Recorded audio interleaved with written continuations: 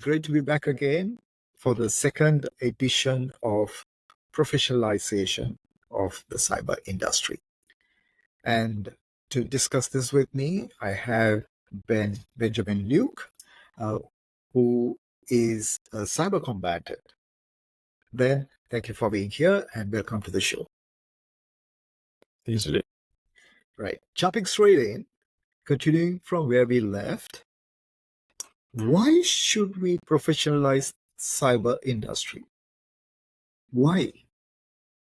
So I guess that kind of leads off from our last discussion. We were talking about just mindset, and we need to professionalize because we want to have a professional industry. We want to be taken seriously. We're becoming more and more important part of business organizations and society at large, and through that, there's certain things that we need to address, I guess, to get to that professionalization. And those can be sort of, components of like, a code of ethics, like, yet again, moving away from this sort of hacker rebel mindset to, we're more like doctors, we're more like police officers, we're trusted by society and valued by society that we have to work in.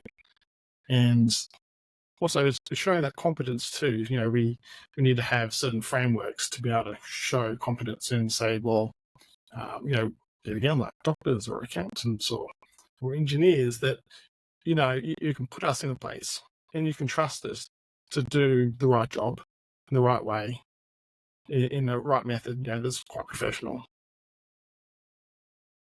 So I guess that's between those two things. That's starts leading onto that professional idea.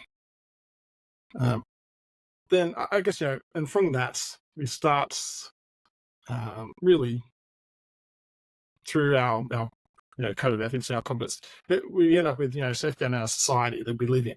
So that we bring value back to our, where we live, with the people we live with our organizations. And that's good for us. We feel really happy about that then. We get positive feedback, positive reinforcement. Would you agree? Absolutely, I agree. Because I like to quote a personal experience. I was living in New Zealand, and it was a very cold evening, and I was just walking downtown, and somebody stopped me and asked, "Do you work in that building?" I said, "I do." And what do you do? So I said, "I work for KPMG." And the next reaction was, "So you're a bean counter." Right? So he recognized the building, the brand, to accounting. I went to the dentist. He asked me, "What do you do?" I said, "I work with KPMG." "So are you an accountant?" I said, I'm an auditor, so I audit." So they recognized the profession, and they considered you a professional because you were entrusted and you were expected to be accountable for the work you do. Honorable, trustworthy. So I guess from what you were sharing earlier, that the context or the portraying of the profession, or to get people excited in a movie or whatever, right? So it's being portrayed in the negative light, and a lot of people tend to think, okay, people in cyber are usually bad, or their intent is bad. But what we are trying to say is there is a good side, and a lot of people out there are trying to safeguard, build frameworks, build governance structures, build policies. So I guess that's where you and me, being members of IC2 and ISACA, we subscribe to Code of Ethics, which I guess if you take any other profession like maybe a plumber or a carpenter, they may not be governed by a Code of Ethics, but a doctor, an accountant, or even an engineer, right? They are governed by a set of Code of Ethics, even the laws. So I guess that actually puts us in the space where the cyber industry should become professionalized. Then do you want to talk about Why we need this to progress the cyber industry, why professionalization is important to progress. Yeah. So it's really important. Yeah, this kind of the progression of making cyber, more important in some businesses, organizations, and a popular topic, and something that people want to go to university for. They want to get certifications in, or it's something where it's like we hear people go like, oh, I want to be a doctor. As you said, I want to be an accountant. It's like people want to go, I want to be a cybersecurity professional. Why? Because I can change the world. And they go, that's a great view. And that professionalization, as we're starting to evolve it now, we're starting to become more integrated. It's a topic now that's even governments are now pushing.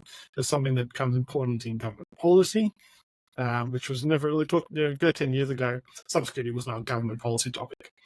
Absolutely, absolutely, yes. And now it is. So, and that's it's important that we also step up to that plate and progress the industry to follow suit with the expectations of governments and society to give the best that we can professionally.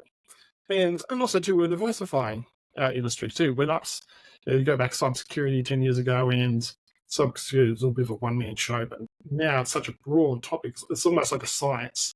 You have GRC, you have forensics and malware analysis, you have network security, system security, privacy, AI security, even going down the realms of quantum computing and components of that. So we need to professionalize also and progress the industry, because this is where we're going. There's so many areas that we need to cover, and professionalization will help us get the right people to do the right areas, and also to cross-pollinate and work together between all the different professionals and how that works effectively.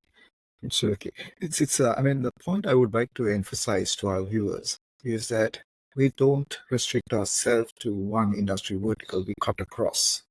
You take aerospace, you take medicine, you take engineering, agriculture, finance. So there is a need to secure. You need cybersecurity professionals. And the analogy I would like to place in front of you is, if I prescribe medicines, would you buy it? Would you bet? If I prescribe medicines, would you take treatment from me? If you don't have a medical license or a pharmacist license, I'd probably not take your medicine and go next door to the other competitor who does. Yeah. So isn't that the reason why we need this field to be professionalized? Right? Yes, we are professionalized. I mean, when we say we are CISSP, we are CISA, we are professionalized because we subscribe to a code of ethics and we are governed by the rules and regulations of the certification body, which considers us as professionals. But what the whole idea of this conversation is to make people aware that you need to identify the professionals and engage with them.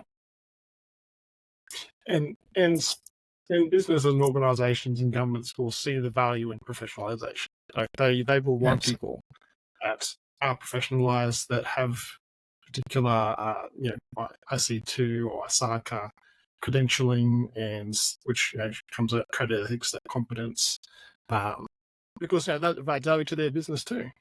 That's, as you mentioned, would you take a medicine off someone that isn't licensed? It's like, no, but would you go to an organization that seems to be proactive and doing the right things in regards to your security?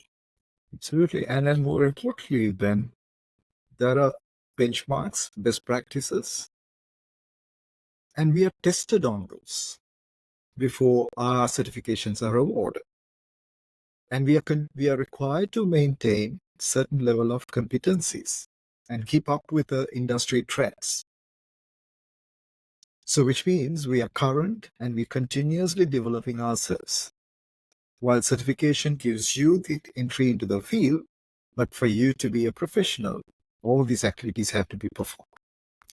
So with that note, Ben, thank you so much for sharing your views as to why we need to professionalize the cyber industry. So I'm going to see you in the next edition where we are going to talk about the emerging trends of professionalization worldwide. So viewers, if you missed the first edition where we talked about resistance to professionalization and the background to it, the second edition, which we're just completing, we talked about why we need to professionalize the cyber industry. And the next edition, we'll be talking about emerging professionalization worldwide. Ben, thank you so much for being here and look forward to seeing you in the next session. Thanks, Sujit.